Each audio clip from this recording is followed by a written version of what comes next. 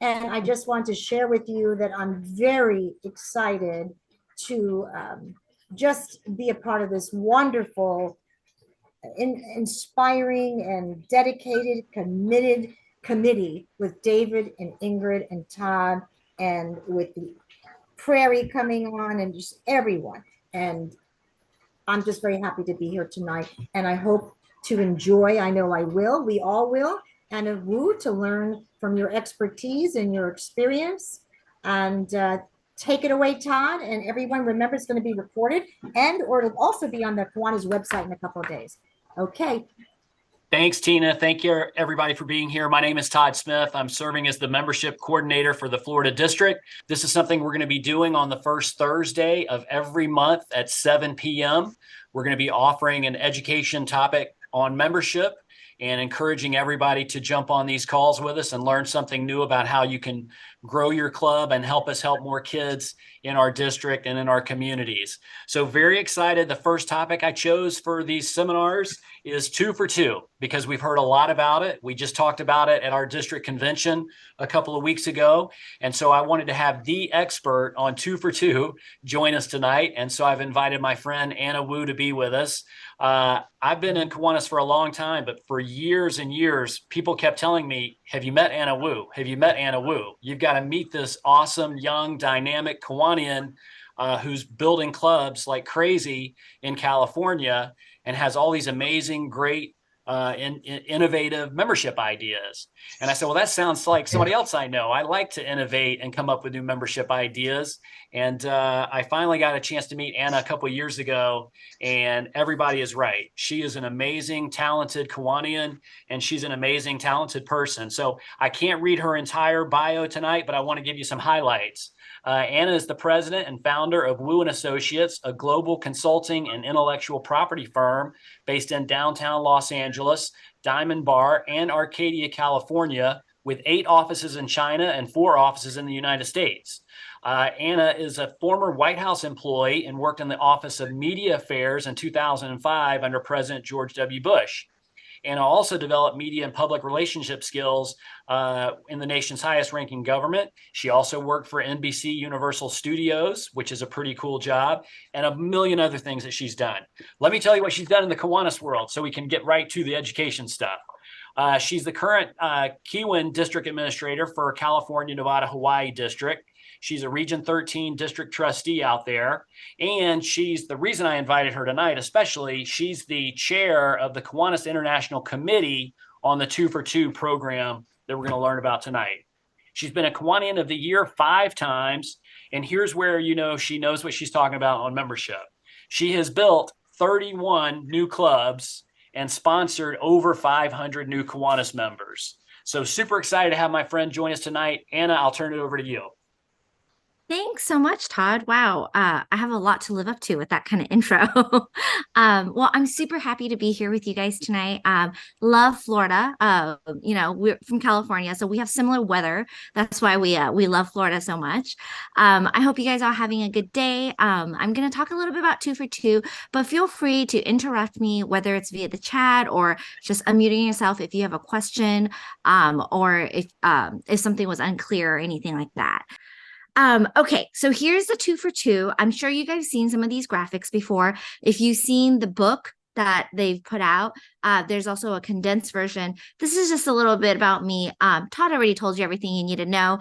I am the 2 for 2 committee chair this year. The next year, we're trying to rotate more people in, so more people have different roles and stuff. Next year, there's going to be co-chairs, so they'll be announcing that as well. And how many of you have heard of 2 for 2? You could just raise your hands in your little box. Okay. Cool. Okay. Yeah. So a lot of you, I see. Awesome. So the easy way, I always start off with this because I like to abbreviate everything. So the simplest way I think of 2 for 2 is 2 people going out there and talking to 2 prospective members every month. And the reason 2 for 2 works is not because we're doing anything groundbreaking. It's not because we're doing anything new, but it's because the consistency of it. If we consistently ask people, then we'll consistently get yeses, hopefully, right? And it really is a numbers game. I tell people all the time, I said, if you ask someone and they said no, well, your chances of asking the next person and them saying yes just got much higher. So really it's just about building that consistency and asking people. So the printout that I was talking about is at kiwanis.org/242. If you wanted to save that link, there's a lot of really good resources on that website, and they're constantly sharing success stories, and they're constantly sharing new ideas and all of that. So it's really an ongoing program. It's not something that, Burt West rolled out and it's going to be gone before you know it. It's something that's going to be ongoing, and we hope that clubs will continue to share their success. So the goal of 2 for 2 is really to make meeting new members and talking to new members about growth, about opportunities, more fun. And again, an ongoing thing. It's not something we only do in May because May is membership month. It's something that we really keep on doing.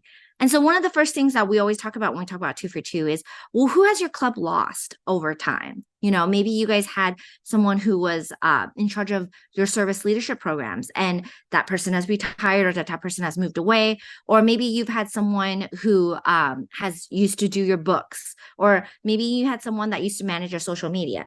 Whoever that is, who has your club lost, and jot those down and try to fill those holes that your club has now seen. And then also, what are those skills? How do they translate to? So for example, a lot of people come to us and say, we have a lot of service leadership programs and we really want to support them, but we don't have a service Kiwanian advisor for them. And I said, well, people who make great Kiwani advisors are people who work well with kids, educators. They already have advisors at their school. Let's try to ask those advisors to be part of our Kiwanis family. People who work with students already. Lawyers right there on the top. How funny is that? That top is on this call, right? Librarians, YMCA directors. These are all people who work with youth. So we want to think about how to recruit those people into our club. And who does your club need? A lot of times when I teach workshops on social media, they're like, that sounds great. Now, can you find us someone to do that for us? And I was like, well, I can't, but you can. You can definitely go and find someone to do that job for your club. And then there's something that helps a little. It's called a roster analysis. It's at kiwanis.org/professions. And I think it helps a little because a lot of times it's daunting when you grab a piece of white paper and you try to jot down who you want to recruit for your club. But if that paper already had something on there, maybe you can jot names next to those people, like, oh, who are my pharmacists, or who is my electrician, and who are all these people that I work with on a daily basis that maybe I haven't talked to them about Kiwanis. And the reason we always start off here is because we say the best way to start off 2 for 2 is to make a wish list with your clubs or your division or however it is. Make a list of people that you want to recruit to your clubs, and that kind of helps build your list of who you're going to call. These are the top professions of current Kiwanians. I always like to throw a little statistics out there. So no surprise, number 1 is banking, finance, and insurance. Number 2 is educator. Number 3 is government, public officials. So these are our current makeup of our roster in Kiwanis International. And it is from international. And then that also gets your ideas flowing. That's our current list. Maybe we need some of those people. And so this is another page from the book. It's ways to get your club members to start brainstorming. And I always say it is not the membership chair's job to come up with the list of people you should reach out to. It's the entire club's job, right? And if you get them to help you build that list, that very first list of people you're going to hit, your hit list, then you get a little buy-in. But that doesn't mean just because Todd suggested Nancy, it means Todd has to go talk to Nancy. Someone else can go talk to her and then follow up and let him know. And sometimes the different approaches of people, kind of makes it fun and setting the appointment. So these are all pages in the book. I'm going to show you some real life examples. So before you call anybody to set up anything, they always say, ask yourself why your club. What is your club doing to impact the community? and how can your club make a greater impact? And so kind of like honing your 1 minute speech about what your club is, but really calling them is really just about listening to them and trying to get them willing to have a sit down with you to talk more in depth. So I have two examples. I have a warm call and a cold call, and these are real calls. I didn't know how it was going to go.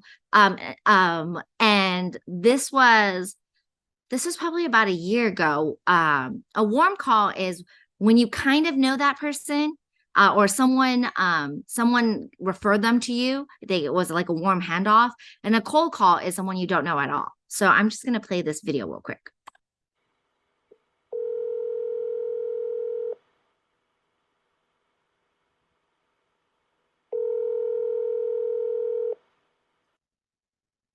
Hi.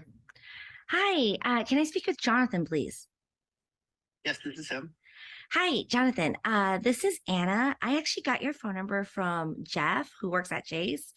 We're in the local Kiwanis club together, and our Kiwanis club is doing this thing where we go out into the community and we meet with community leaders like yourself to get your input on how we can better serve the community. I was wondering if you might have time for a quick in-person chat, maybe sometimes this week. Okay. What is Kiwanis? Oh, my bad. Sorry about that.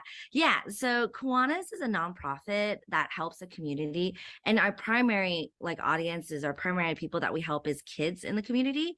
I thought maybe Jeff had mentioned us before, but basically what we want to do is see how we can better help the community and make the lives of kids better. So we were hoping to maybe get input from people like yourself, and do you think maybe you have some time this week? Sure. Let me take a look at my schedule.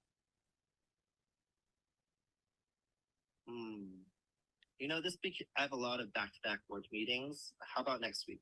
Yeah, definitely. I'll be happy to meet with you next week. But just so you know, we can also meet during lunch or whenever you grab that coffee, or even after work. I'm really, really flexible because I'm a volunteer. Okay, sure. In that case, how about tomorrow at 10? That's when I normally take my coffee break. How about the Starbucks on Foothill in Archibald? Yeah, definitely. Let me double check my schedule. Yeah, that totally works. Okay, that sounds great. Yeah, I'm really excited to meet you in person. I know Jeff has told me a lot about you.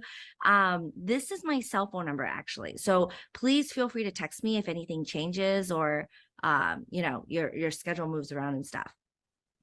All right, sounds good, Anna. Okay, thanks. See you tomorrow. Have a good day. All right, bye. Bye. Okay. So that was a little example about appointment setting. And I made these videos because what I found out was that the hardest step was the first step. A lot of times people are like, okay, well, we want to recruit people, but they don't want to call. They don't want to make that first initial call. So I wanted to show that it's, doable. It's a little awkward. You could tell and I had to hold myself back when he asked me what is Kiwanis, because as Kiwanians, we are so proud of the work we do. We want to tell them like 10 pages worth of stuff. We want to tell them about how we got shoes for kids. We got scholarships. We got this, but the purpose of the call was to get that appointment. The purpose of the call was not to tell them everything I could possibly think about Kiwanis or every reason why they should join Kiwanis, but the point of the call was to just say, hey, here's a little bit about what Kiwanis is, but more importantly, we want to hear from you about how Kiwanis can play a role, and we want to hear from you about how we can collaborate together. And then the other thing is, actually, it's funny. My husband, I showed him this. I said, hey, do you think this video is okay? And my husband's an introvert. I'm an extrovert. I don't know if you could tell. But his first response was, why did you make a video? Why don't you just make a voice recording, so they can hear what you're saying? And I said, well, I want them to see that I'm smiling, because a smile comes across, and I'm always really upbeat. And I've heard people make calls where they're like, oh, do you want to meet with us? And that doesn't come across well, right? You want to be excited, you want to be happy, and you want to be brief. I've heard of these calls where you try to set an appointment, and the appointment call itself is like 30 plus minutes. Now people are scared to sit down and meet with you, right? They wonder how long that's going to take. And then also always keep your goal in mind. Your goal is to make the appointment. So so keep that in mind, because I've seen calls where they go really well. People say, "Oh, I'm a former key clubber," and they get really excited and they talk about people they might know, and they never get to the actual appointment setting. And then here, this is on the same day, as you could tell. It's this is a cold call. This is someone I've never met before. And so I'll play that.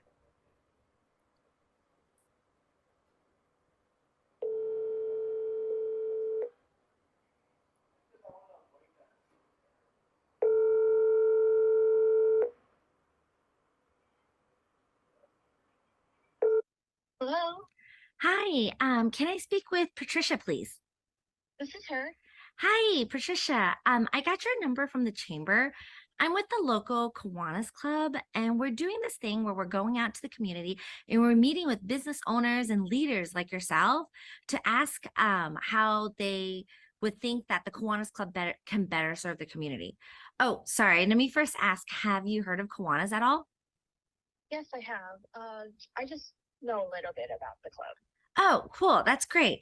So do you think you might have some time to meet up for a quick in-person meeting later this week? Because we're trying to get inputs from leaders like you in the community. How long will this meeting be? Oh, I would say like 15, 20 minutes. It really depends on your time and your input. Hmm. Sure. Will Friday at 4 p.m. work? Um, yeah, I can make that time work if that's the only time you're available, but I'm a little bit fearful of Friday traffic. You know how it is. Do you have anything earlier? Hmm. Actually, the chamber is having this mixture Thursday morning at 8:30 in the morning. Do you just want to talk there? Oh, I was on the chamber website. I didn't see the mixer. Where is it at? Oh, so it's actually at the new Marriott Residence Inn that they're building. Oh, yes, yes, I did see them working on it. Yeah, it looks like it's finished. It's really, really pretty. How about this? How about we meet in the lobby at 8 o'clock before the event starts so we can chat just one-on-one, and then maybe later you can introduce me to some of your chamber friends. Oh, okay. Yeah, that sounds great. I'll see you Thursday morning at 8 a.m. Okay. This is my cell. So call or text me if you have any change of plans. If not, then I'll see you Thursday morning. Perfect. Thank you so much. Thanks. Nice to meet you. Bye. Bye.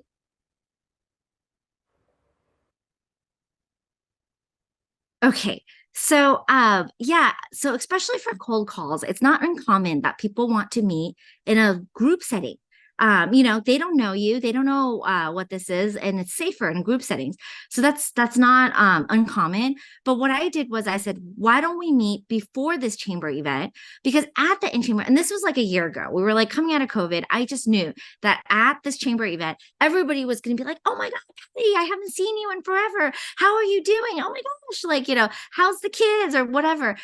It's just going to be really distracting, and everybody has a goal at this event. Like they want to network, they want to pass out business cards, they want to socialize. So instead of fighting with all that current of everything else that's going on, we decided to meet like 30 minutes before the event so that we had our talk and we grabbed coffee and we sat down and we talked about Kiwanis. And she was very interested, so very excited. And then I stayed for the networking event and she was able to walk me around the room and introduce me to her fellow ambassadors. It turned out she was an ambassador for the chamber. And she shared like leads basically with me. And even if you have a call where someone says, I've heard a lot about Kiwanis, I know exactly what they are, and I'm just not interested at this time. And you can, instead of, don't get upset and stuff and just say, that's great. I'm glad you know so much about Kiwanis. Since you do you have anybody else that you think might be interested in Kiwanis, since you already know what we're all about? And there's a lot of times people go, I do. I think so and so on the city council should definitely be part of Kiwanis because they're always saying that city's not doing enough of this or that, or they'll be like, I know someone who is always involved in all the community events, and then they give you that lead that is actually more valuable than you trying to change their mind about being Kiwanis. A lot of times, what I find that when someone has a very strong reaction, like I already know everything I need to know, then that's okay. That's okay. He might be, the stepping stone that you needed to get to the members that actually really, really excited to be a part of this club. Okay. So I find that I made those videos because I find that was one of the hard part is to get that appointment set. But once you get the appointment set, the person who makes the call does not have to be the person that goes to appointment. Obviously, I was making appointments for myself, but there have been times where I'd be like, Friday at 3 is a great time. However, I personally can't make it because I have to pick up my daughter or because I have work. I'm going to get, Tina and Fred to come and meet you, and they know a wealth of knowledge. So it is possible to have one person be your appointment setter, or a couple of people be the people who make the calls, and then send the right people. And the reason I always say send the right people is because I went and met with a superintendent, and I was telling them all these great things about our Key Club, our Builders Club, and how they already have Key Clubs in their school and all that. And he was listening to my stuff, but you could tell he was only semi interested, until the person that went with me. And I said, well, and I was like, I totally understand that you're really busy. I was like, this Kiwanian that I have here is a retired superintendent. And as soon as I said that, his eyes perked up. He felt like that person knew exactly what he was talking about. And he goes, oh my God, really? What school district did you teach? Did you have to deal with this, that, and this? And did you have, how did you deal with this? And it was almost like he wanted to ask advice from him on how to do his job, right? It was always, his tone completely changed. So make sure to send the right person. A lot of times if I'm meeting with a realtor, for example, I'll send someone who is in their adjacent line of work. Maybe someone who works at the bank, maybe someone who works in title, maybe someone who is also a realtor, but in a different field, maybe a commercial real estate agent can meet with a residential one, someone that speaks their language and know the challenges that they are facing. And then also I always say, send people who are diverse. If you're meeting with someone and you don't know that much about them, like a lot of times I like to do research, especially if they're on the chamber website. But if you don't know a lot about them, then send a mix, send a male and a female, send someone who's old and send someone who's young. And so now if one person isn't the right fit, then the other person can help fill in those gaps. And then also when you meet with them at the appointment, be observant of what is important to them. There are a lot of times there are projects that we are passionate about as Kiwanians, but when we meet with someone, it's really easy to find out what they're passionate about. I met with someone, and shortly into the conversation, I said, well, what is something that you think our community is lacking? And he said, well, I have a special needs kid, and I feel like our community isn't addressing his needs or isn't addressing something to help better his life. And I was like, oh my gosh, I'm so glad that you told me that. Have you heard of Action Club? Right. So we really want to tailor our approach towards what they want to get out of Kiwanis. These are some examples. And the reason I show these examples is the one on the right is an assistant principal. And as soon as I walked into her office, I looked at all her signs. And before we even started talking, I read all her signs, and is basically like a mantra of what she is, and what she believes in. Be the change you want to see in the world. And I'd be like, I love that sign. I love that sign because that's what Kiwanis is all about. We're all about improving the world, one child and one community at a time. The person in the middle, she was a realtor. And so she had this TV up in her lobby, and it had all these different projects that they were partners that they had and stuff. And one of the things they had was shredding day. And I said, well, how does that work for you guys? How do you guys like that? And she goes, I love the project, but we don't have the manpower for it because all of our realtors are out showing houses and people drop off piles and piles of stuff, and we don't have the manpower to sort it. And I said, that sounds like a project for our Key Clubbers. Our Key Clubbers would love to get service hour. And all they're doing is sorting paper and putting them in boxes.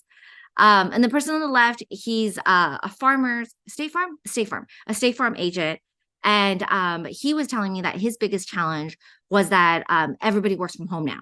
And so he has no one in the office, and he doesn't know if he can leave to make a Kiwanis meeting. And I said, well, why don't you join as a corporate member? So it would be a reason to ask some of your agents to come in the office, because it'd be like, hey, why don't you come in on Tuesdays? There's a Kiwanis meeting at lunch. You could go to that meeting, and then we could meet afterwards and talk about your goals for the month or something of that. And he goes, oh, that's a great idea. So, really being innovative and seeing how Kiwanis fits into their lives. Another State Farm agent. I love State Farm. I love recruiting State Farm agents. I love insurance and banking. They're my favorite. This is in Vegas. And she was actually a former Key Clubber. And so that's an easy sale, right? Like former Key Clubber, and Vegas has tons and tons of Key Clubbers. And then there's some resources from the book, use perspective reports. So if someone's not ready to join, don't think of that as a negative thing. A lot of times now, people want to talk it over with their spouse or look at what their schedule, can it fit it into their schedule? Or sometimes people just want to take a beat and think about it. And they don't want to have to make the decision right then and then with you sitting there. So following up is the best advice I could give you, because a lot of times people just need a little bit extra time. And then there's a lot of resources in the book that helps you keep track and celebrate those wins with your whole club. If someone says that they're interested or that they're going to come to your meeting next, tell everybody, because so that they could be excited and they could go out and they could do the same thing. So this is just some inspirational quote, but basically that's it for 2 for 2. It's setting the appointment, going to meet with them with two people from your club, and don't make it the same 2 people all the time, have them rotated. And then seeing how Kiwanis can fit into their lives and seeing how you guys could partner together and do more projects. These are some of the 2 for 2 resources. A lot of them is handouts and whatnot. And right here is my contact information. This link tree on the bottom, linktree/Kiwanis, will take you to a lot of different resources, like recruiting, ACE tools, and all that stuff. So feel free to go ahead and screenshot that, or I will put my email in the chat as well.